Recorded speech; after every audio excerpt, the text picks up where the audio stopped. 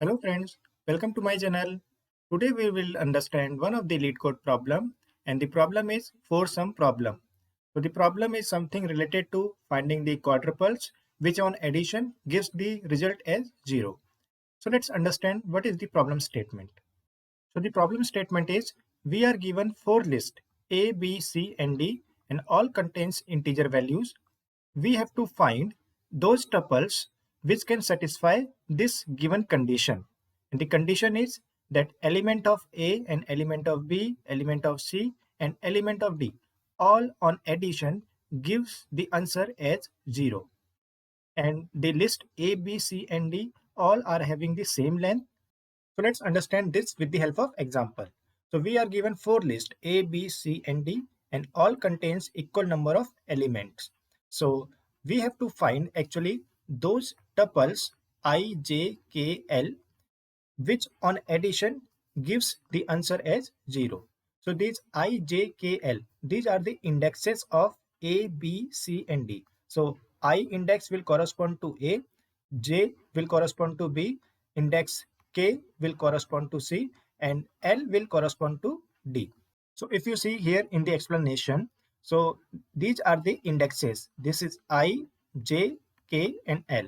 So index 0 of this A, that is this element, the index J, that is 0 of this index is 0, that is K is 0, that means this index, and L is 1, that means this element. So if you take this A0, then B0, then C of 0, then D of this L, that is D of 1. So A of 0 is 1, then minus 2, then minus 1, then 2. So these elements are written here. So on adding all these four elements, we will get the result as 0. That means this condition is getting satisfied by these indexes, these I, J, K, L. Now this is the second tuple that is satisfying our condition. So this is our I, then J, then K, then L. So that means A of 1, B of 1, C of 0 and D of 0. If you add all these elements, then we will get the result as 0. So that means this 2, that means this one, then J is 1, that means this element, then K and L are 0, that means these element, these element. So all these elements are giving me sum as 0. So this is the next tuple. So there are only these two tuples which are satisfying my this given condition. So I will return there are two tuples. So the count of tuples that is satisfying our condition are 2. Now it may happen that all the list A, B, C and D, they are empty because the size of the list can be 0 also. So in that case, there will be no tuple. So in that case, our output will be 0. That means there are no tuple which can satisfy this condition. So let's understand the solution for this question. So what is the simple approach for this question? So the approach can be, as you know, that in the question where you have to find the pairs or some triplets or tuples which can satisfy some condition, then what you do is you can actually find all the pairs and then you can see that which pair or which triplet can satisfy your given condition. So what do I mean is, if you are given only two lists A and B and you are asked that find the pair whose sum becomes 0 and one element should be from A and another element should be from B. So in that case, what you can do is you can check, okay, 1 and minus 2, the addition of these is giving me 0. If not, then you will go to 1 and 1. Then you will check, okay, 1 and minus 1 is giving me 0. So you will count and you will say count is 1. So you checked 1 with minus 2 and minus 1. Now you will find the another pairs. So you will pick 2 and you will check 2 with minus 2 and 2 with minus 1. So 2 and minus 2 will again give me 0 after addition. So you will increment the count and again 2 and minus 1 will not give me 0. So I will leave count as 2 only. And after that I will return this count 2. That means there are two pairs from A and B which can give me the result as 0 or sum as 0. So for this approach, when you are given only two lists A and B, then to find all these pairs, you used actually two loops. Now here we are given four lists and we have to take each element from A, B, C and D. So how many loops you can use? So you can use four loops to find all such pairs. So you can use 4 nested loop and you can check all the pairs which can satisfy your condition, that is they should give sum as 0 after adding all the elements corresponding to those pairs. So here is the simple code. So you use 4 nested loop. So first loop is corresponding to list A, this is corresponding to B, this is corresponding to C, and this is corresponding to D. And you are checking this condition, that is A of I, B of J, C of K, and D of L are giving me sum as 0. If that I, J, K, L is giving you sum as 0, then you just increment the count, and you will do for all these generated pairs from these nested loop. And after this for loop gets over, then you just simply return the count. So as you can see here, you will get such number of pairs after running these for loops.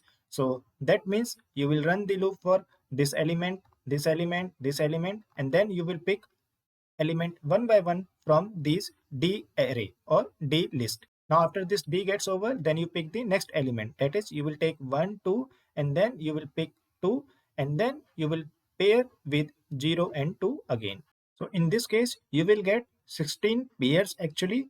So if you just take the size as n, that means you will get n to the power 4 pairs. So here n is actually 2. The size of each of the A, B, C, D is 2. So you will get 2 to the power 4. That means 16 pairs.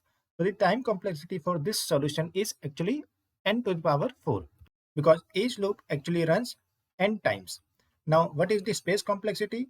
So we have not used any extra space. So the space complexity will be constant, that is O of 1. So for large n, this solution will take a lot of time. For example, in our case, as our n can be equal to 500, so that means O to the power n4 will be O of 500 to the power 4. And this will be very large. So it will take a lot of time and we can get time limit exceed error. So let's see the another approach which can take lesser time than this n to the power 4. In this approach, we will use a map, that is, we will use extra space.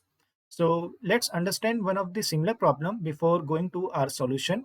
So let's say if you are given a simple array, unsorted array, and these are the indexes of all these elements, and you are given a target element, let's say 0, and you are asked that you have to find those pairs whose sum can give you answer as 0. So for example, what are those elements whose sum can give you 0? So if you add this 6 and this minus 6, then you will get answer as 0. So that means first tuple is 1, 6. That is this index and this index. Now what is the another pair of element? So minus 2 and 2. If you add these element, then you will get sum as 0. So that means index 2 and index 4 can form another pair. So these are the two pairs whose element sitting at those indexes can give you a result as 0 or target as 0. As you know, in this, the simple approach is you use two for loops. You just pick one element and then you check that which element can give you the answer as 0 after adding this element with the rest of the element. And this can go on for the all the element. So that approach takes O of n square. But the optimized approach for this solution will be that you use a map in which you will first traverse this array and then you will store all the count of this element in the map. So here the count of all the element are 0. These are the element and these are the frequency of those element. And then in the second traversal, you will scan this array again and you will check that target minus A of j is equal to any of the element in the key. If yes, then you will pick the count of that element and then you will add that count into the result. So in this way, you can get your desired count. So in this approach, you are using extra space. So space complexity will be O(n) and time complexity will be O of n, because you are just scanning this array, although 2 times, but time complexity will remain same as O of n.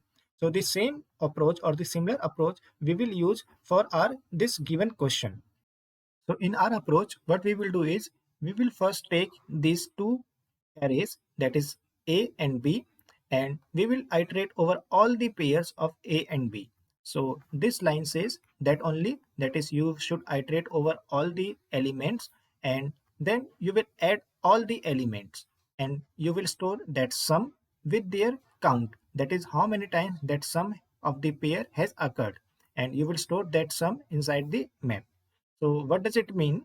So it means you will take first 1 and you will add them with -2 and -1. Then you will take 2 and you will add them with -2, -1. So essentially you will use 2 for loops here and you will add them. So if you add 1 and -2, so you will say 1 and -2 will give me -1. So you will store here and you will say -1 has occurred for the first time. So you will store the count as 1. Now you will add 1 and -1. So you will get this sum as 0. This is your sum. Now it has occurred only for the first time. So you will say 0 and count is 1 because it has occurred for the first time. Now this and this are over. Now you will pick 2 and you will add with -2 and -1. So on adding 2 with -2, you've got sum as 0. So 0 is already there. So you will just increase the count. And 2 with -1, 2 with -1 is giving me 1. 1 is not there. So you will say 1. This is the sum and count will be 1. That means this sum has occurred for the first time. So you stored all the sum inside this map with as key, and you store the value, that means count, the number of time, that means this sum has occurred. Now, as given in the question, we have to satisfy this condition, that is the sum of AI, BJ, CK and DL should be 0. So we can rewrite this condition as A of I plus B of J should be equal to minus of this one, or we can say the sum of C of K, D of L should be minus of this one. Now, in second step, what we are doing is we are again iterating the array C and array D. So here what we are doing is we are finding the sum as we were doing in case of A and B. So we will take each pair and we will add the element present at the indexes, and after that we are checking that minus of sum if it exists inside the map or not. So if it is already there, that is minus sum already exists here in the map, then we are just taking the count corresponding to that minus sum and we are adding that into the global total count, which is actually our result. So we are doing it again and again until all the pairs of C and D are gets over. Then we are returning the total count. So how it will go? Let's see. So just for your knowledge, if you see, these are the AIs and these are the BJs. So the sum of AI BJ, that means AI plus BJ, is already stored here. So these are AI plus BJs, right? Now we are finding CK plus DL because we are now iterating C and D. So this is CK plus DL, correct? So what we will do is we will first add -1 with 0, then -1 with 2. So if you add -1 with 0, so we will get -1.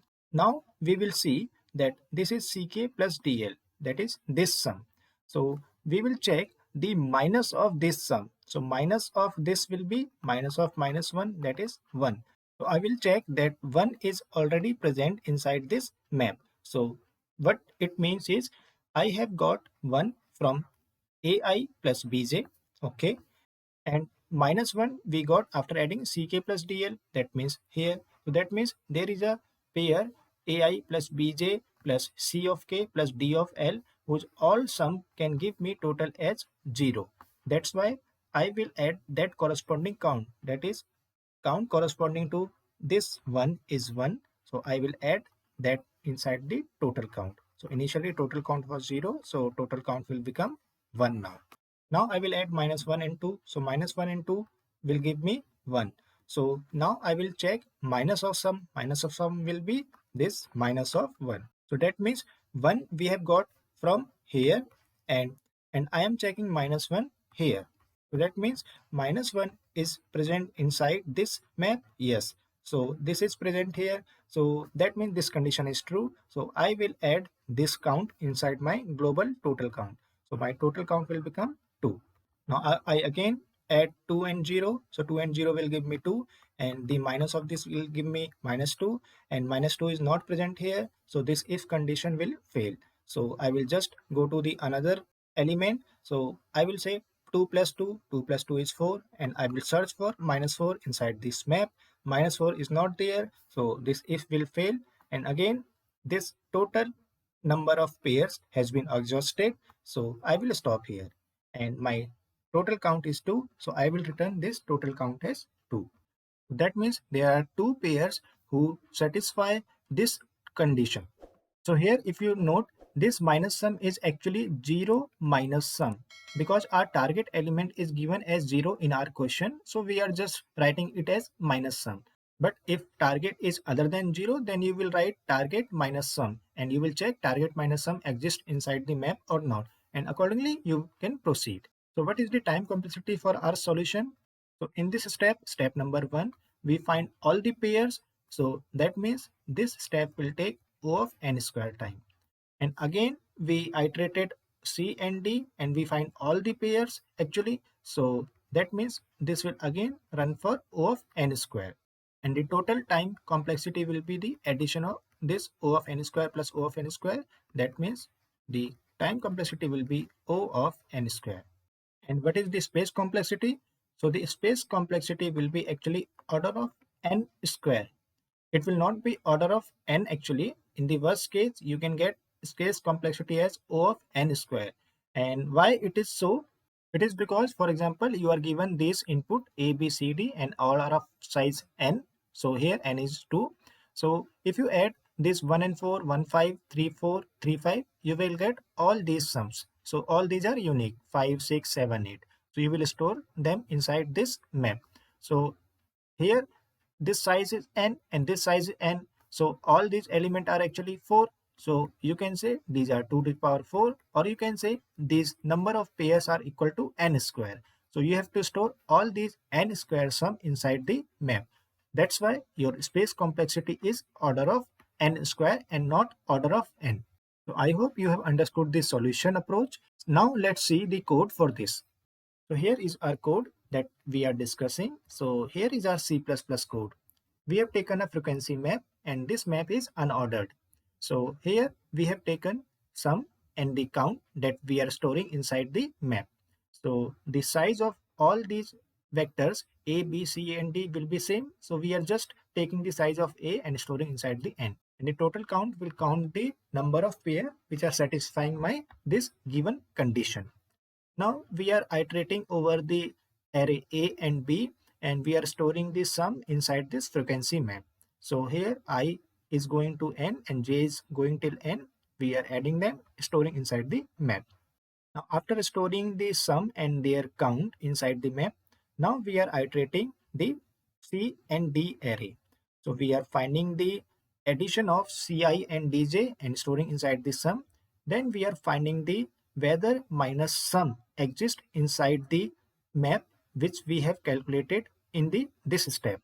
So if that minus sum exists inside the map, then we are taking the count corresponding to that minus sum and we are adding that count inside the total count. And we are doing it again and again till all the pairs in C and D gets over. And at last, we are returning this total count. So let's submit this code and check. Yes, our code is working and it is accepted. Now let's see the code in Java. So here is our question that we are discussing, and this is our code in Java. So I have taken a hash map and this name is frequency, and frequency map will store actually the two things, that is sum and the number of times that sum has occurred. And then we are taking the size of the array A, because the size of A, B, C and D will be same. So we just take the size of A and store it inside the n. The total count will store all the total count of all the pairs which are satisfying my given condition. Then we are iterating over A and B array and we are storing the sum and their count inside the frequency map. So here what we have done is we have said ki, okay, just put the sum that is calculated here and you have to put the frequency. So this get or default, as you know, it will just return me 0 if the sum does not exist already. So this 0 plus 1 will give the count as 1. So sum will be assigned the count as 1. And if sum already exists, then we will get the count that is already there in the map. And then we will add just 1. Now after storing all the frequencies, we are now iterating over the array C and D. So this is Ci and Dj, we are storing the sum inside sum, and after that this getToDefault will check minus sum already exists inside the map. If exists, then it will return me the count of that minus sum and I will add with the total count.